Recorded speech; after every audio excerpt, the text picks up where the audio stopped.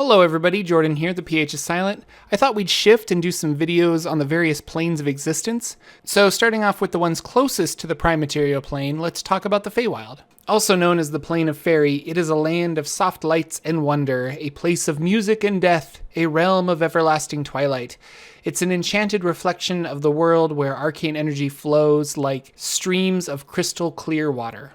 The Feywild exists in parallel to the material plane. It's an alternate dimension that occupies the same cosmological space. The landscape of the Feywild mirrors the prime material plane, with a few differences. A muddy river on the prime might be a clear brook in the Feywild, but generally, though, a mountain here means a mountain there. And from what I can tell, it morphs and changes occasionally to match the physical world. So cut down a forest in the prime material plane, there will be a similar change to the Feywild. It's never a one-to-one transition, but the Feywild exists in tandem to the material plane, and it reflects it in some way. The Feywild was created during the formation of Abir and Terrell. Ancient primordials created the physical world, and the gods took astral essence, mixing it with the tiniest bits of creation to populate the world with mortals. As the world took shape, the primordials found some pieces too vivid and bright and separated them from the world. They found other pieces too murky and dark and flung them away as well. These discarded bits clustered and merged, forming echoes of the prime material plane, known as the Feywild and the Shadowfell. As the gods joined in the act of creation, more ripples spread out into the Feywild and Shadowfell, bringing creatures to life in those planes. Now, this is the 4th edition story to explain the Feywild and Shadowfell.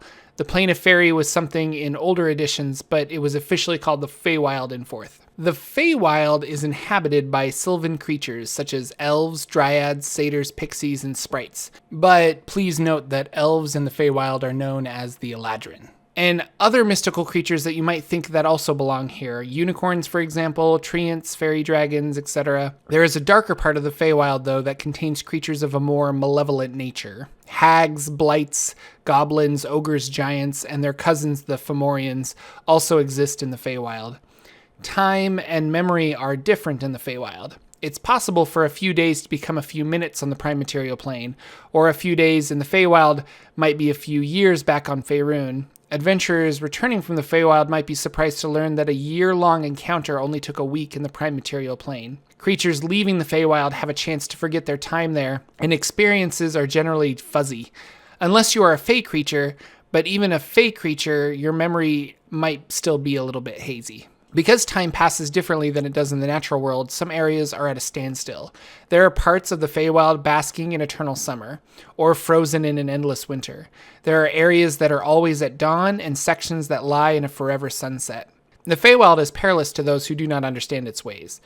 You probably remember those fairy tales as children, not the Disney ones, not the sugar-coated ones, but the real spooky ones. Children being eaten by witches, wolves devouring grandmothers, giants with their golden harps. It's best to think of the Feywild like that. Navigate under the pretext that everything is out to get you in some way. Don't make deals with strange creatures. A Fey contract has powerful binding magic in it.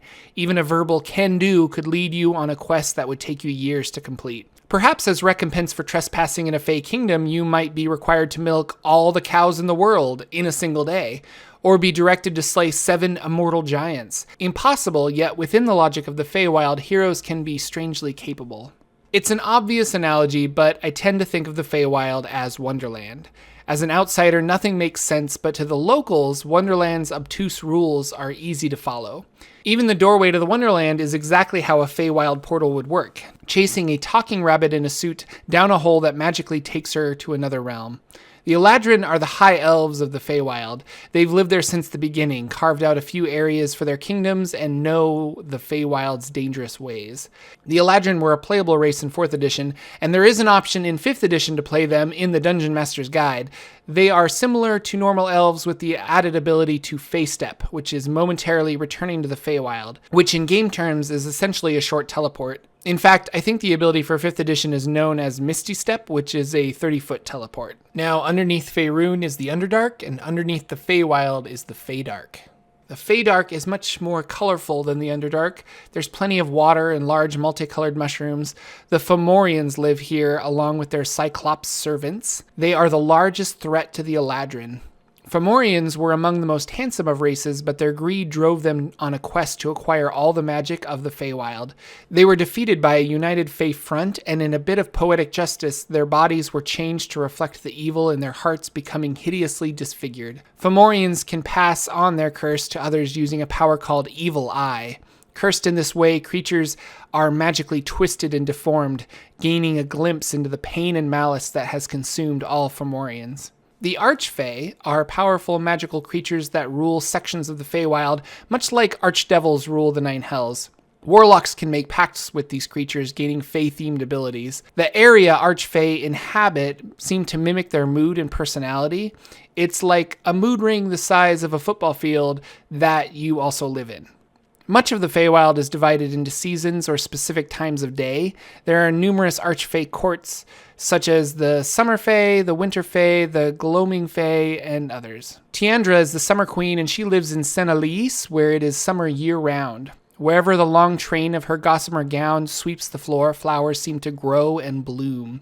Senaliis is built atop enormous trees and hidden from casual view by rising mists. The Prince of Frost is the leader of the Winter Court and lives in the Fortress of Frozen Tears, located in a desolate icy waste, an eternal dark winter. This has not always been the case, but when Prince of Frost's queen died in a Fomorian battle, his heart froze in his chest.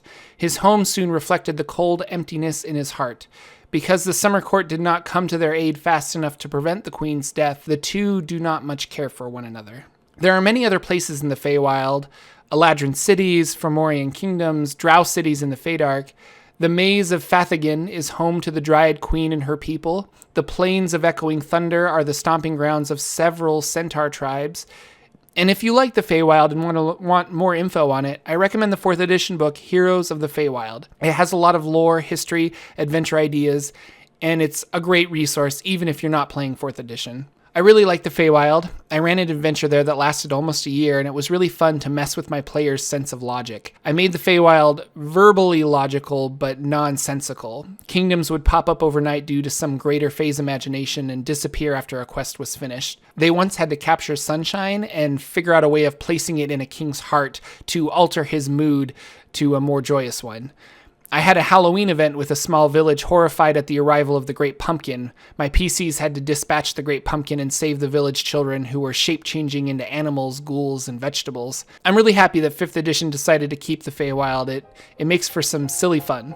Tune in next week when we discuss the Shadowfell, and please like this video if you enjoyed it, and thanks again for watching, everyone. I will see you in the next video.